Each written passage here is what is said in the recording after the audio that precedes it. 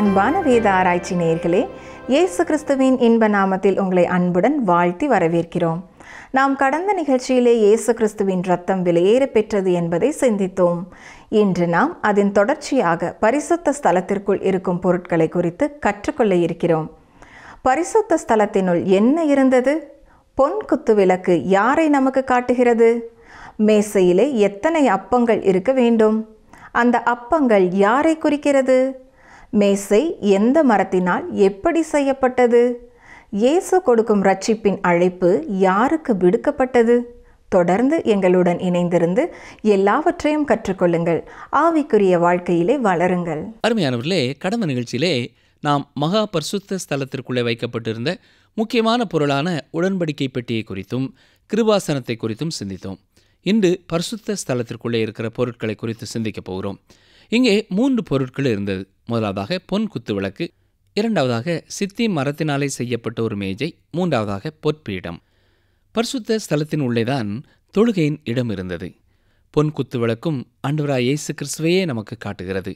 சமூகத்து அப்பம் வைக்கும் மேஜையும் ஜீவ அப்பமாகிய அவரை நமக்கு நினைப்பூட்டுகிறது. தூப வர்க்கத்திற்கான பொற்பீடம் ஜெபத்தை குறித்து பேசுகிறது. இன்றைக்கும் ஆண்டவராய் இயேசு கிறிஸ்து நமக்காக பிதாவினிடத்திலே பரிந்து பேசிக் கொண்டிருக்கிறார். நாமும் பிதாவாகிய தேவனிடத்திலே இயேசு கிறிஸ்துவின் மூலமாகவே ஜெபிக்கிறவர்களாய் இருக்கிறோம். இந்த மேஜையிலே 12 அப்பங்கள் வைக்கப்பட்டிருக்கும். இந்த அப்பங்களானது எப்படி அடுக்கி வைக்கப்பட வேண்டும் என்று பலர் கூறுவார்கள். ஆனால் முக்கியமானது, இந்த 12 அப்பங்களும் இஸ்ரவேலின் 12 கோத்திரத்தை குறித்து பேசுகிறதா இருக்கிறது. வேறு வார்த்தைகளிலே சொல்ல வேண்டுமென்றால், தேவன் எல்லாரையும் சமமாகவே கருதுகிறார். சரி, இப்பொழுது யாத்ராகமம் 25ஆம் அதிகாரம் 23ஆம் வசனத்தை பாருங்கள். சீத்திம் மரத்தால் ஒரு மேஜையையும் பண்ணுவாயாக. அது 2 முழ நீளமும் 1 முழ அகலமும் 1.5 முழ உயரமுமாய் இருக்க கடவது. கவனித்தீர்களா? அகலத்தைப் போல 2 மடங்கு நீளமானது அந்த மேஜை. மேஜையின் உயரமும் உடன்படிக்கை பெட்டியின் உயரமும் ஒன்று போலவே இருந்தது. வசனம் 24 பாருங்கள். அதை பசும் பொன் தகட்டால் மூடி சுற்றிலும் அதற்கு பொன்னினால் திறனையை உண்டாக்கி, அந்த மேஜையிலே சுற்றிலும் பொன்னாலான விளிம்பு செய்யப்பட வேண்டும். இது அப்பங்கள் மேஜையிலிருந்து விழுந்து போகாவண்ணம் காக்கிறதா இருக்கிறது. வசனங்கள் 25, 26 பாருங்கள். சுற்றிலும் அதற்கு 4 விரற்கடையான சட்டத்தையும் அதன் சட்டத்திற்கு சுற்றிலும் பொன்னினால் திறனையையும் உண்டாக்கி, அதற்கு 4 பொன் வளையங்களை பண்ணி அவைகளை அதன் 4 கால்களுக்கு இருக்கும் 4 மூலைகளிலும் தைக்க கடவாய். இங்கேயும் மீண்டுமாக 4 பொன் வளையங்களை பண்ணி 4 கால்களில் இருக்கும் மூலைகளிலேயும் பொருத்த வேண்டும். இது எதற்காக என்றால், இஸ்ரவேல் ஜனங்கள் வனாந்தரத்திலே பிரயாணப்படும் பொழுது இதிலே பாய்ச்சப்படும் கம்புகளை கொண்டு தோள்களிலே அதை அவர்கள் தூக்கிச் செல்ல வசதியானதாக இருக்கும். ஆசாரியர்களுடைய தோள்களிலே இது சுமக்கப்பட்டது. வசனங்கள் 29, 30. அதற்குரிய தட்டுகளையும் தூப கரண்டிகளையும் கிண்ணங்களையும் பானபலி கரகங்களையும் பண்ணக்கடவாய். அவைகளை பசும் பொன்னினால் பண்ணக்கடவாய்.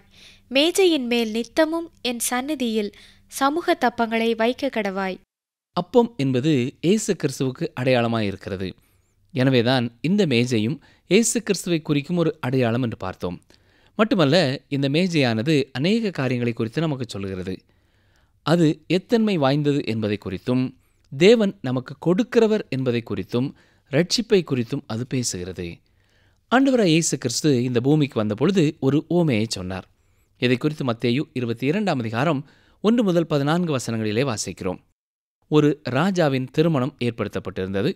அழைக்கப்பட்ட விருந்தாளிகள் வர மறுத்துவிட்டார்கள். இது அழைப்பு கொடுத்த அரசனுக்கு கோபத்தை மூட்டியது. அழைக்கப்பட்டவர்கள் அழைப்பை புறக்கணித்தாலும் அவர் பெருவழிகளிலும் பாதைகளிலும் இருந்த மக்களுக்கு அழைப்பை கொடுத்தார். அவர்கள் வந்து விருந்து சாலையை நிரப்பினார்கள். அருமையானவர்களே, அதை போலத்தான் இன்றும் ஆண்டவராய் இயேசு கிறிஸ்து மூலமாய் கொடுக்கப்படுகிற ரட்சிப்பானது உலகத்தில் உள்ள எல்லாருக்கும் சொந்தம் என்பதனாலே எல்லாரை நோக்கியும் இந்த அழைப்பு செல்கிறது. மட்டுமல்ல, இந்த மேஜை நம்முடைய தேவைகளை சந்திக்கிற ஒரு மேஜையாயிருக்கிறது. தேவன் நம்மை படைத்தவர். எல்லா மனிதனுக்கும் மிருகங்களுக்கும் உணவு கொடுக்கிறவராயிருக்கிறார். நீங்கள் விரும்பினாலும் சரி, விரும்பாவிட்டாலும் சரி, நீங்கள் ஒவ்வொரு நாளும் உணவை உட்கொள்ளுகிறீர்கள். ஆனால் எனக்கு அருமையான சகோதரனை, சகோதரியே, உலகத்திலே எத்தனை பேர் தேவன் தங்களுக்கு உணவு அளிக்கிறார் என்ற உண்மையை அறிந்து அவருக்கு நன்றி செலுத்தியிருக்கிறார்கள்? ஆம், அவரே நம்முடைய அனுதின தேவைகளை சந்திக்கிறவராயிருக்கிறார். மூன்றாவதாக இந்த மேஜை இயேசு கிறிஸ்துவின் போஜனத்தையும் நமக்கு நினைவுபடுத்துகிறது. அவருடைய மரணத்துக்கு முன்னான இரவிலே அதை அவர் ஏற்படுத்தினார். இது விசுவாசிகளுக்கான ஒரு மேஜை. இந்த சமூகத்து அப்ப மேஜையானது விசுவாசிகளுக்கு ஆவிக்குரிய பலனையும் சத்துவத்தையும் தருகிற கிறிஸ்துவை நமக்கு நினைப்பூட்டுகிறதா இருக்கிறது.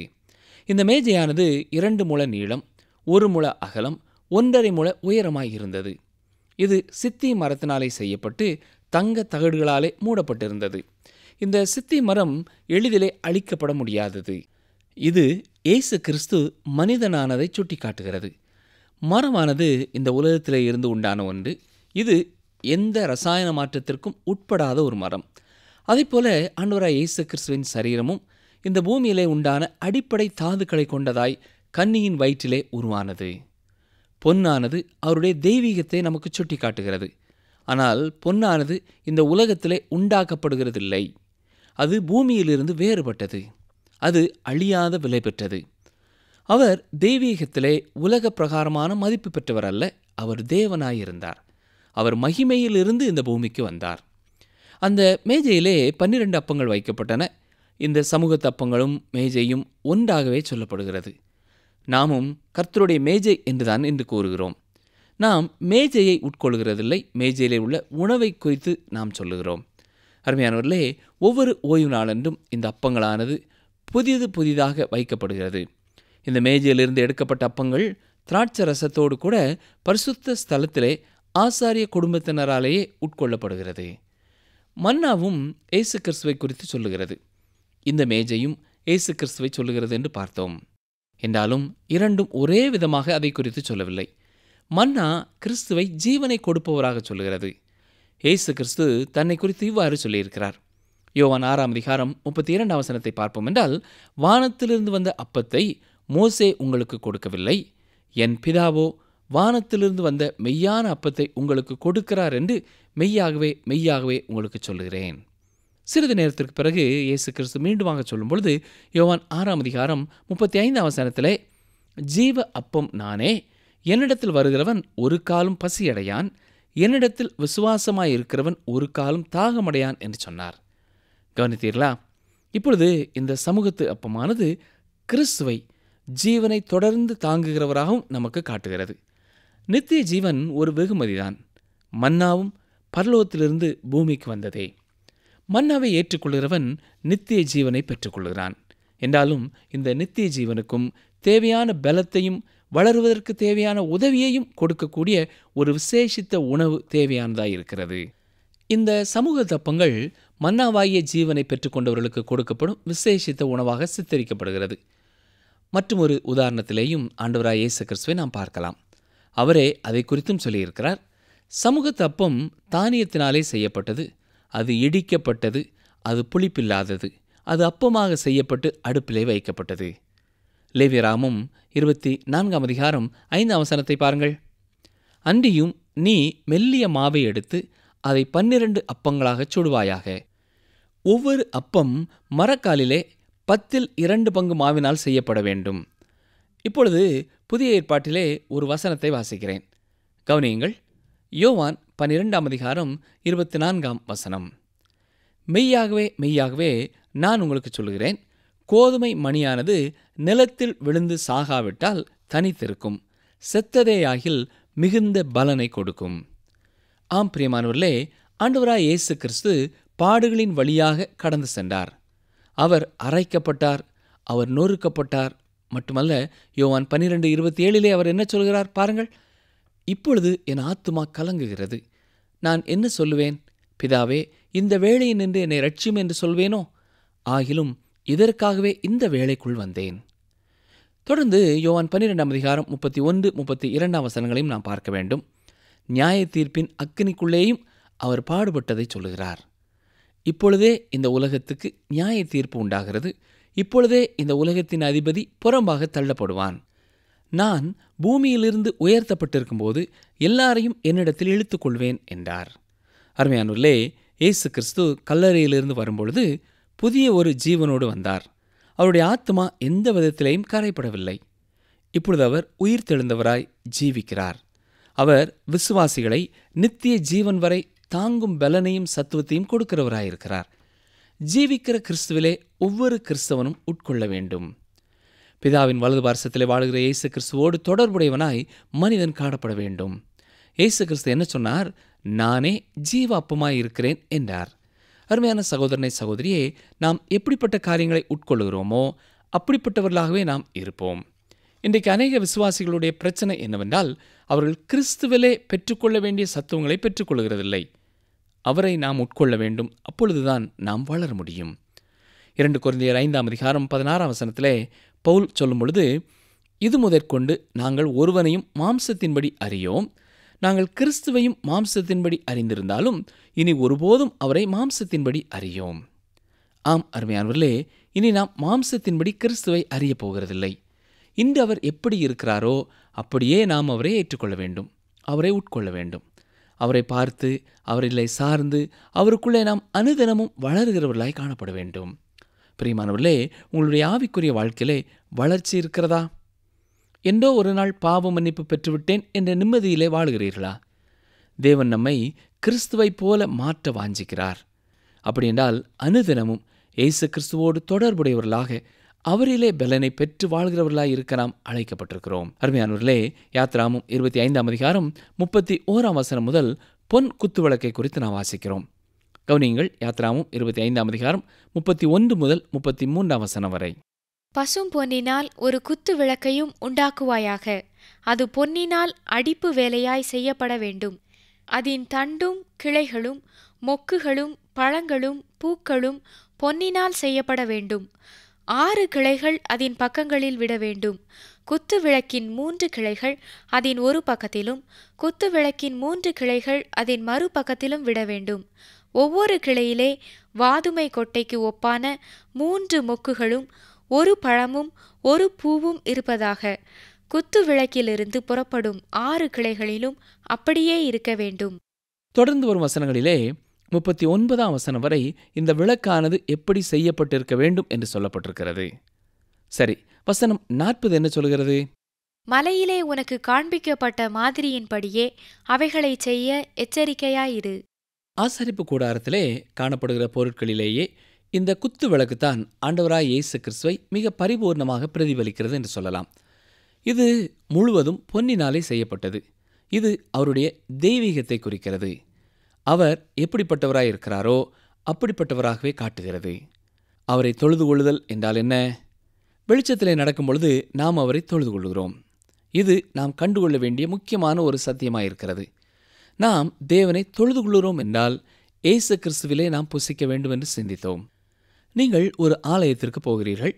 அங்கே வெறுமனே நீங்கள் உற்சாகப்படுத்தப்படுவீர்கள் என்றால், ஒரு புஸ்தகத்தை குறித்த விளக்க உரையை மட்டும் கேட்பீர்கள் என்றால், அல்லது ஒரு பட்டிமன்றத்தை மட்டும் நீங்கள் கவனிப்பீர்கள் என்றால், அல்லது உங்களுடைய பட்டணத்தை எப்படி சிறந்ததாக்கலாம் என்பதை மட்டும் கேட்டுக்கொண்டிருப்பீர்கள் என்றால், உண்மையாகவே தேவனை ஆராதிக்கும் ஒரு ஆராதனையிலே நீங்கள் பங்கு பெறவில்லை. நீங்கள் ஒரு கூட்டத்திலே பங்கு பெறுகிறீர்கள். சமூகத்து அப்ப மேஜையாயிருக்கிற அவரிலே நீங்கள் புசிப்பீர்கள் என்றால், அப்பொழுதுதான் அவரை நீங்கள் உண்மையாக தொழுது கொள்கிறீர்கள். இப்பொழுது நாம் கர்த்தரை ஆராதிக்க வேண்டுமென்றால் நாம் வெளிச்சத்திலே நடக்கிறவர்களாய் இருக்க வேண்டும். கிறிஸ்துவே ஒளியாயிருக்கிறார். பரிசுத்த ஸ்தலத்தில் உள்ள குத்து விளக்கு அவரையே அடையாளப்படுத்துகிறது. இயற்கையான வெளிச்சம் உங்களுக்கு வேண்டுமென்றால் நீங்கள் கூடாரத்திற்கு வெளியே செல்ல வேண்டும். இந்த குத்து விளக்கு வெளிச்சத்திலே நீங்கள் நடக்க வேண்டுமென்றால் கூடாரத்திற்குள்ளே நீங்கள் வர வேண்டும். யோவான் 1:9 இயேசு கிறிஸ்துவை குறித்து நமக்கு சொல்லும் பொழுது, உலகத்திலே வந்து எந்த மனுஷனையும் பிரகாசிப்பிக்கிற ஒளியே அந்த மெய்யான ஒளி என்று சொல்லப்பட்டிருக்கிறது. அருமையானவர்களே, இன்றைக்கு பலர் வார்த்தைகளினாலே மற்றவர்களுக்கு ஆலோசனை கொடுப்பதை நீங்கள் கேட்டிருக்கலாம். அநேக தத்துவங்களினாலேயோ மாயையான வார்த்தைகளினாலேயோ நாம் ஏமாற்றப்படலாம். ஆனால் அப்போஸ்தலனாகிய பரிசுத்த பவுல் கொலோசையருக்கு எழுதும் பொழுது 2:8 என்ன சொல்கிறார்? லௌகீக ஞானத்தினாலும் மாயமான தந்திரத்தினாலும் ஒருவனும் உங்களை கொள்ளை கொண்டு போகாதபடிக்கு எச்சரிக்கையாயிருங்கள். அது மனுஷர்களின் பாரம்பரிய நியாயத்தையும் உலக வழிபாடுகளையும் பற்றினதே அல்லாமல் கிறிஸ்துவை பற்றினதல்ல என்று சொல்கிறார். அந்த விளக்கு தண்டானது முழுமையாக தங்கத்தினாலான ஒன்றாயிருக்கிறது. அது அடித்து செய்யப்பட்டது. மிக அழகாக அலங்கரிக்கப்பட்டுள்ளது. 2 பக்கங்களும் 3 கிளைகளாக செல்கிறதா இருக்கிறது. அதிலே பூவும் கனியும் காணப்படுகிறதா இருக்கிறது. அதன் மேல் முனையிலே திறந்த ஒரு பூவை போல அந்த அகல் இருக்கிறது. அங்கேதான் எண்ணெய் ஊற்றப்பட்டு விளக்கு ஏற்றப்படுகிறது. இந்த வாதுமை பூவானது பார்ப்பதற்கு மரம் போல இருந்தாலும் அதுவும் பொன்னினாலேயே செய்யப்பட்டிருந்தது. இது ஆரோனின் துளிர்த்த கோலை நமக்கு நினைவுபடுத்துகிறது. ஆரோனுடைய ஆசாரிய பணியானது கேள்விக்குறியான சமயத்திலே அந்த வாதுமை மரத்துண்டானது துளிர்த்து அவனுடைய ஆசாரிய பணியின் உரிமையை உறுதிப்படுத்தியது. அந்த வாதுமை கட்டையானது ஒரு மரித்து போன ஒரு துண்டாயிருந்தாலும் அது ஜீவன் பெற்று கனி கொடுக்கிறதாக மாறியது. ஆண்டவராய் இயேசு கிறிஸ்து தேவனுடைய குமாரன் என்று அவருடைய மரணத்தின் பின்னால் உயிர்த்தெழுந்ததினாலே உறுதிப்படுத்தினார். இயேசு கிறிஸ்துவின் உயிர்த்தெழுதலானது அவரை தேவனுடைய குமாரன் ஆக்கவில்லை. ஏற்கனவே அவர் தேவனுடைய குமாரனாக இருக்கிறார். அவருடைய உயிர்த்தெழுதல் அதை உறுதி செய்தது, அவ்வளவுதான். ஆரோனும் தேவனால் நியமிக்கப்பட்ட பிரதான ஆசாரியனாயிருந்தான். அந்த துளிர்த்த கோலினாலே அவனுடைய ஆசாரிய பணி உறுதிப்படுத்தப்பட்டது. இயேசு கிறிஸ்துவின் உயிர்த்தெழுதலிலேயும் அவருடைய ஆசாரிய பணி உறுதிப்படுத்தப்பட்டதாய் இருக்கிறது. கிறிஸ்துவே நம்முடைய பிரதான ஆசாரியராய் இருக்கிறார். அவர் மனிதனாய் வந்து நம்முடைய சரீரத்தை பெற்று எல்லா வகைகளிலேயும் சோதிக்கப்பட்டும் பாவமில்லாதவராய் இருந்தார். அவருடைய தெய்வீகமே அவருடைய பிரதான ஆசாரிய பணிக்கான அடித்தளம். ஆசாரியன் தேவனுக்கு முன்பாக மனிதனின் சார்பிலே செல்லுகிறவன். கிறிஸ்துவும் மனிதனான அவர் இப்பொழுது தேவனுடைய பிரசன்னத்திலே நமக்காக சென்றிருக்கிறார். பரலோகத்திலே இருக்கும் ஒருவர் என்னை அறிந்திருக்கிறார், என்னை புரிந்திருக்கிறார், அவரால் எனக்கு உதவி செய்ய முடியும். அருமையான சகோதரனை சகோதரியே, இந்த விளக்கானது எவ்வளவு உயரம் எவ்வளவு அகலம் இருக்க வேண்டும் என்ற எந்த அளவும் கொடுக்கப்படவில்லை. ஏன்? தெய்வீகத்திற்கு நாம் அளவு குறிக்க முடியாது. தேவனுடைய குமாரனான அவரை நீங்கள் அளக்க முடியாது. நீங்கள் அவரை புரிந்து கொள்ள முடியாது. மனிதனுடைய அறிவுக்கு எட்டாதவர் அவர். இருந்தாலும் அவர் பூரணமாக மனிதனாகவும் வந்தார். அவருடைய தெய்வீகமும் அவருடைய மனுஷீகமும் ஒன்றோடொன்று குழப்பப்படவில்லை. இயேசு கிறிஸ்து கண்ணீர் விட்டார் என்று வாசிக்கிறோம். மட்டுமல்ல, லாசருவை அவரே உயிரோடும் எழுப்பினார். பரிசுத்த ஸ்தலத்திலே இந்த குத்துவிளக்கு வெளிச்சம் கொடுக்கிறது. அதுவே ஆராதிக்கும் ஒரு இடம். கவனித்தீர்களா? விளக்கு தண்டானது விளக்கை ஏந்தி கொண்டிருக்கிறது. அதோடு கூட அந்த விளக்கு தண்டையும் அழகுபடுத்துகிறதாய் இருக்கிறது. விளக்கிலே ஊற்றப்படும் எண்ணெயானது பரிசுத்த ஆவியானவரை குறிக்கிறது. பரிசுத்த ஆவியானவரை குறித்து யோவான் 14:26 இயேசு சொல்லும் பொழுது, என் நாமத்தினாலே பிதா அனுப்ப போகிற பரிசுத்த ஆவியாகிய தேற்றரவாளனே எல்லாவற்றையும் உங்களுக்கு போதித்து நான் உங்களுக்கு சொன்ன எல்லாவற்றையும் உங்களுக்கு நினைப்பூட்டுவார் என்று கூறுகிறார். அருமையான சகோதரனை சகோதரியே, நீங்களும் நானும் சேர்ந்து கர்த்தருடைய வார்த்தையை கற்றுக்கொள்ளும் பொழுது ஆண்டவராய் இயேசு கிறிஸ்து என்பவரை சுற்றியே நாம் சந்திக்கிறோம். பரிசுத்த ஆவியானவர் இயேசு கிறிஸ்துவின் காரியங்களிலிருந்து எடுத்து நமக்கு காட்டுகிறார். அது எப்படி இருக்கிறது என்றால், விளக்கு தண்டில் இருக்கிற விளக்குகள் விளக்கு தண்டின் அழகை வெளிப்படுத்துகிறதா இருக்கிறது. பரிசுத்த ஆவியானவர் இயேசு கிறிஸ்துவை தேவனுடைய குமாரனாக வெளிப்படுத்துகிறார். எனக்காகவும் உங்களுக்காகவும் இந்த உலகத்திலே வந்த அவர் இன்றும் பரலோகத்திலே எனக்காக உங்களுக்காக பரிந்து பேசுகிறவராயிருக்கிறார். ஜெபிப்போமா? எங்களை அதிகமாக நேசிக்கிற எங்கள் அன்பின் ஆண்டவரே, இயேசு கிறிஸ்து தேவனுடைய ஒரே பேரான குமாரனாக இருந்தாலும் பாவிகளாய் எங்களுக்காக சிலுவையிலே மரித்ததற்காக நாங்கள் நன்றி செலுத்துகிறோம். அவருடைய ஒளியிலே நாங்கள் அனுதினமும் வாழ நீர் எங்களுக்கு கிருபை செய்யும். இயேசு கிறிஸ்துவின் மகத்துவத்தை புரிந்தவர்களாக அவரை ஆவியோடும் உண்மையோடும் ஆராதிக்க எங்களுக்கு நீர் உதவி செய்யும். அவருடைய அன்பையும் மீட்பையும் பெற்று அனுபவிக்கிற ஒவ்வொருவரும் அவருடைய மகிமைக்கு சாட்சிகளாக வாழ அருள் புரியும். நீர் எங்களுக்காக பரிந்து பேசுகிறவராய் பரலோகத்திலே இருப்பதற்காக நன்றி செலுத்துகிறோம் ஐயா. இன்றைக்கும் எங்களை அறிந்தவர், எங்களை புரிந்தவர், எங்களுடைய வேதனைகள், எங்களுடைய கஷ்டங்கள், எங்களுடைய சோதனையான சூழ்நிலைகள் எல்லாவற்றையும் அறிந்திருக்கிற நீர் எங்களுக்கு உதவி செய்ய காத்திருப்பதற்காக உமக்கு நன்றி செலுத்துகிறோம். நிகழ்ச்சியை கேட்டுக்கொண்டிருக்கிற ஒவ்வொருவருக்கும் நீர் போதுமானவராய் இருந்து அவருடைய தேவைகளை சந்தித்து பலவீனங்களிலே அவர்களுக்கு பலன் கொடுத்து, ஞானத்திலே குறைவுள்ளவர்களாக இருக்கிறவர்களுக்கு தேவையான ஞானத்தை கொடுத்து, வழி தெரியாமல் திகைக்கிறவர்களுக்கு நீர் வெளிச்சமாயிருந்து நீர் கரம் பிடித்து நடத்த உம்முடைய கரங்களிலே நாங்கள் ஒப்படைக்கிறோம். உம்மை நோக்கி கூப்பிடுகிற யாருடைய முகம் வெட்கப்பட்டு போகாதபடி கர்த்தர்தாமே காத்துக்கொள்ள வேண்டும் என்று கெஞ்சுகிறோம். இயேசு கிறிஸ்துவின் நாமத்தினாலே தாழ்மையோடு ஜெபிக்கிறோம் பிதாவே, ஆமேன். நேயர்களே, இன்று நாம் கற்றுக்கொண்ட சத்தியங்கள் என்ன? மன்னா கிறிஸ்துவை ஜீவனை கொடுப்பவராக சொல்கிறது. நித்திய ஜீவன் நமக்கு ஒரு வெகுமதிதான். மன்னாவும் பரலோகத்திலிருந்து பூமிக்கு வந்தது. மன்னாவை ஏற்றுக்கொள்கிறவன் நித்திய ஜீவனை பெற்றுக்கொள்ளுகிறான். ஆண்டவராகிய இயேசு கிறிஸ்து விசுவாசிகளுக்கு நித்திய ஜீவனை பெற்றுக்கொள்ளும் வரை பாடுகளை தாங்குவதற்கு பலனையும் சத்துவத்தையும் கொடுக்கிறவராக இருக்கிறார். பிதாவின் வலது பாரிசத்திலே இருக்கும் இயேசு கிறிஸ்துவோடு மனிதன் தொடர்புள்ளவனாக காணப்பட வேண்டும். நாம் இனி கிறிஸ்துவை மாம்சத்தின்படி அறியப் போவதில்லை. இன்று அவர் எப்படி இருக்கிறாரோ அப்படியே நாம் அவரை ஏற்றுக்கொள்ள வேண்டும். ஆசரிப்பு கூடாரத்திலே காணப்பட்ட பொருட்களிலே பொன் குத்துவிளக்கு தான் ஆண்டவராகிய இயேசு கிறிஸ்துவை பரிபூர்ணமாக பிரதிபலிக்கிறது. அது அவருடைய தெய்வீகத்தை குறிக்கிறது. நாம் கர்த்தரை ஆராதிக்கிறவர்களாக இருக்க வேண்டும் என்றால் நாம் வெளிச்சத்திலே நடக்கிறவர்களாக இருக்க வேண்டும். மீண்டும் அடுத்த நிகழ்ச்சியில் நாம் சந்திப்போம். தெய்வ வாக்கு.